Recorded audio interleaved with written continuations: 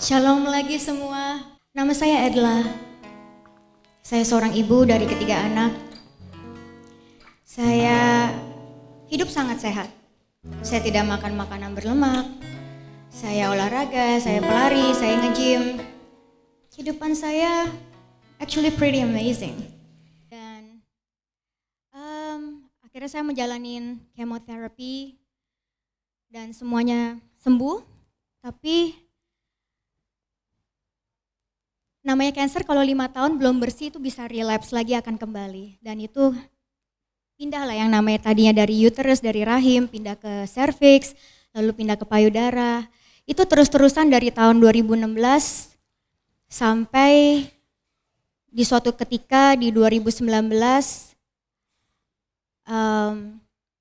di bulan Agustus saya tiba-tiba tuh kayak ada keinginan untuk tidak party-party lagi.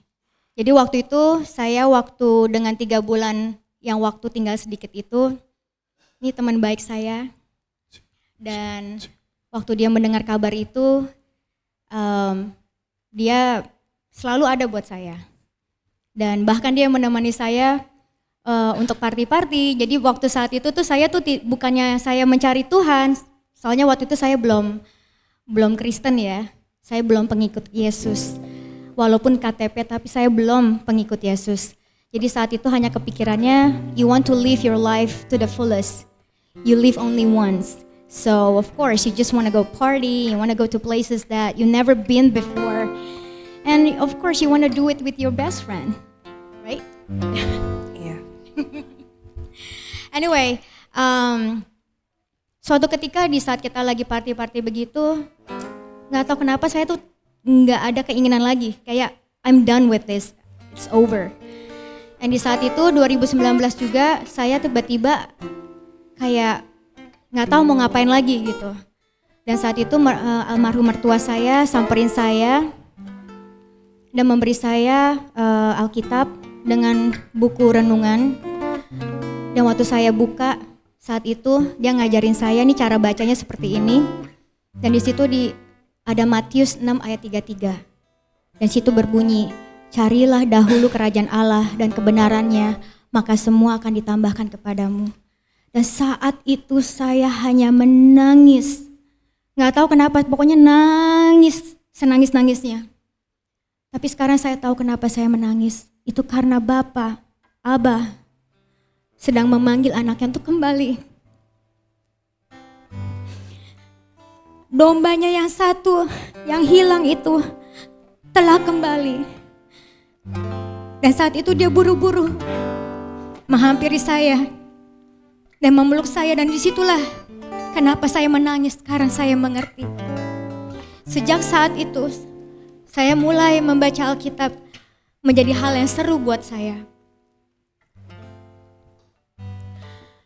Terkadang kita pikir kita ikut Tuhan, semua masalah akan selesai.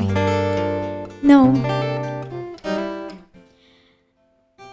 Waktu saya terima Tuhan Yesus di tahun 2019 Agustus, di situ saat itu semua hal berubah. Kerinduan saya, rasa haus saya, rasa lapar saya ingin mengenal Tuhan Yesus begitu besar. Sampai di bulan Januari 2020, saya hamil dengan anak kembar. Dan itu menyebabkan saya untuk kena kanker lagi karena hormon saya bergejolak. Saat itu saya harus memilih antara mengeluarkan anak ini atau saya yang bisa lewat. Almarhum suami saya saat itu memilih untuk membuang anak itu. Dan setelah itu saya menjalani kemoterapi again dan sembuh. Di bulan Maret 2020, suatu ketika saat saya sedang doa, lagi baca Alkitab, saya mendengar suara Tuhan. Dia bilang, Edla, kamu akan sakit lagi di tanggal 23 Juni 2020. Stop minum obat.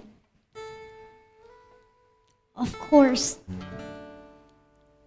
Di saat saya memilih untuk taat saat itu, orang-orang sekitar saya semua tidak setuju dengan keputusan saya. Suami saya, mertua saya, orang tua saya semua bilang, "Are you crazy? Jangan stop minum obat." Tapi saya memilih untuk taat saat itu dengan suara itu. Walaupun saya tidak tahu apa nantinya yang akan terjadi. Di tanggal 23 Juni tersebut saya disuruh untuk ke dokter dan ya, saya kena kanker ovarium. Tapi saya tidak memilih untuk pergi lagi kembali ke Singapura untuk berobat. Saya memilih untuk percaya sama Tuhan. Anak saya yang kedua saat itu menanyakan saya, Mami kan sudah ikut Tuhan Yesus, kok Mami sakit lagi? Saya hanya menjawab, kalau Tuhan ngizinin Mami untuk sakit lagi, pasti Tuhan bisa mencabut begitu saja. Ternyata omongan saya yang beriman itu membuahkan hasil. Di bulan Agustus, suatu ketika saya sedang, kan waktu itu lagi pandemi ya, semuanya harus dicek temperatur. Saya lagi mau masuk ke salah satu hotel dan mereka cek saya punya temperatur tinggi sekali. Malam itu saya sakit perut yang luar biasa. Sakit banget sampai saya keringat dingin. Saking sakitnya sampai saya dari toilet mau balik ke tempat tidur saya jatuh dan saya pingsan. Dan pas lagi saya bangun itu semua darah. Besokannya saya ke dokter. Dan dokter bilang, ini mujizat. Semua bersih. Tidak ada pendarahan kemana-mana. My God is the best doctor. Hanya karena saya percaya dokter di atas dokter itu adalah Tuhan Yesus yang telah menyembuhkan saya tanpa obat-obatan. Tuhan Yesus adalah tabib yang paling ajaib. Di saat semua orang kira saya gila, tidak mau minum obat lagi, saya tidak mau berobat lagi ke dokter, saya lebih memilih Yesus menjadi dokter saya.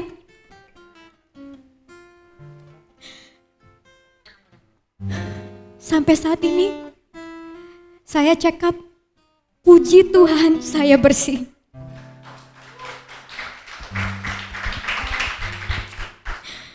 Jesus is my Savior. He is my healer.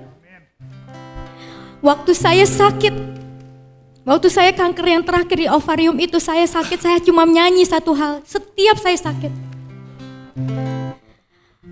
I believe you're my healer. I believe you are all I need. That's it. Setiap saya sakit, saya memuji Dia.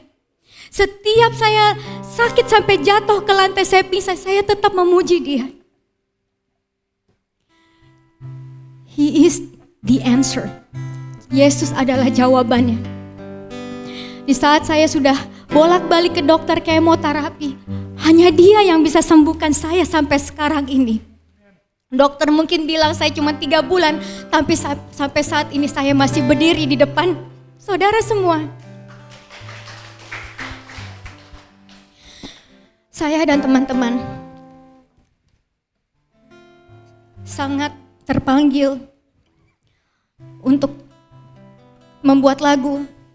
Karena di saat saya dalam pencarian Tuhan Yesus, saat itu yang menemani saya hanya Spotify, speaker kecil, dan Alkitab. Saya merasa terberkati dengan lagu-lagu. Dan Tuhan melihat hati saya yang rindu untuk memberkati orang lain, untuk bisa membantu orang lain, untuk bisa lebih dekat dengan Tuhan Yesus. Dan saya ingin mempersembahkan lagu ini dari hasil ciptaan kami.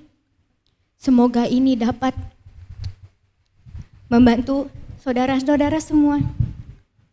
Karena ini adalah lagu dari kesaksian kami di saat kami di dalam masa yang paling terpuruk.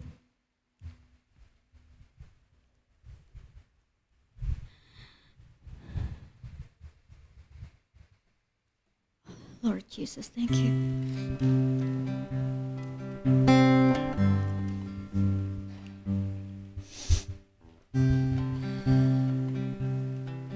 Oh, thank you, Lord.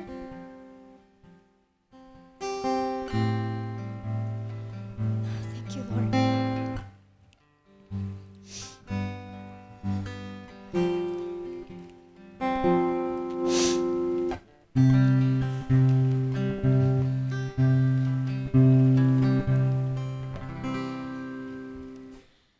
Di malam yang sunyi ini, aku duduk menangis sendirian, menunggu di sini.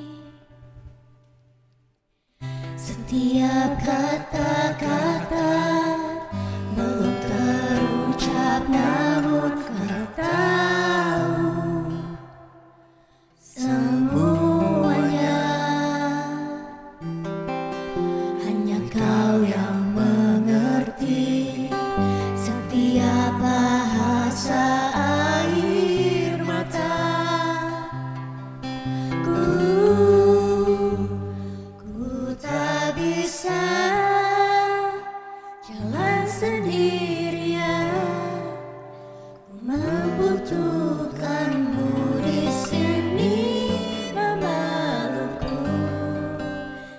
Ku tak mau kau jauh dariku. Jangan lepaskanku dari tanganmu. Ku tak bisa.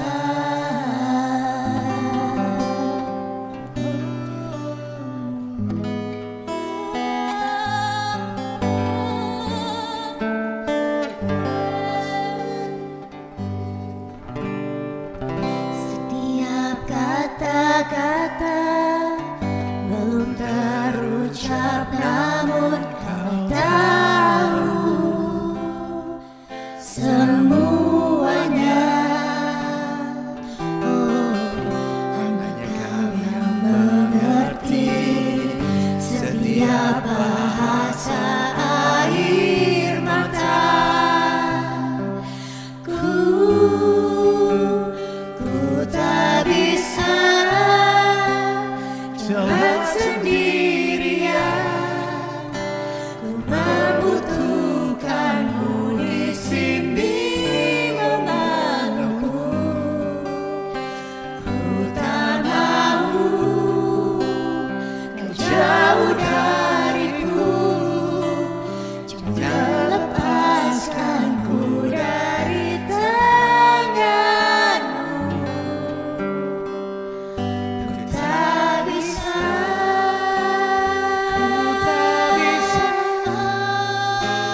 Jauh darimu.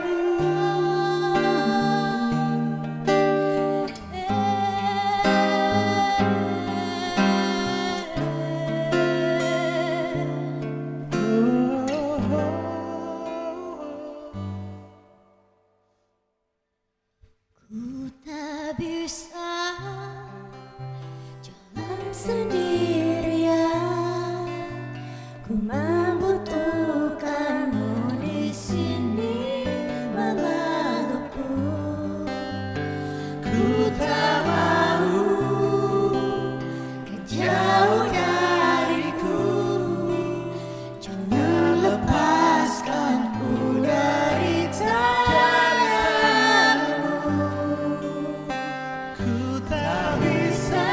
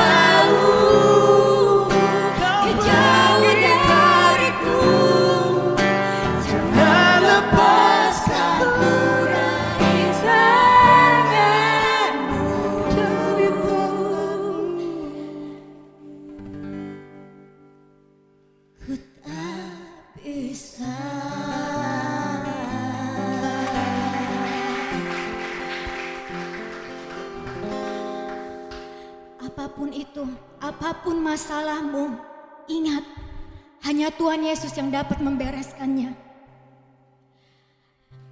Dia yang selalu setia menunggu kita untuk kembali kepadanya. Hanya Yesus yang dapat menyembuhkan kita. Tidak ada masalah yang lebih besar dari masalah kita karena Tuhan kita lebih besar.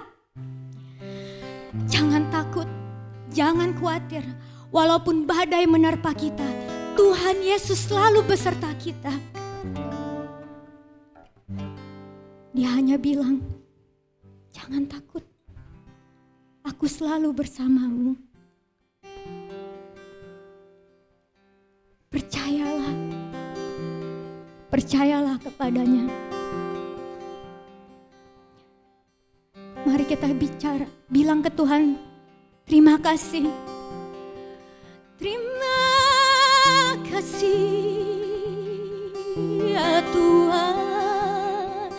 Terima kasih ya Tuhan. Terima kasih ya Tuhan. Terima kasih ya Tuhan. Kami menyembahmu Yesus. Kami menyembahmu Yeshua. Kami menyembahmu Yesus.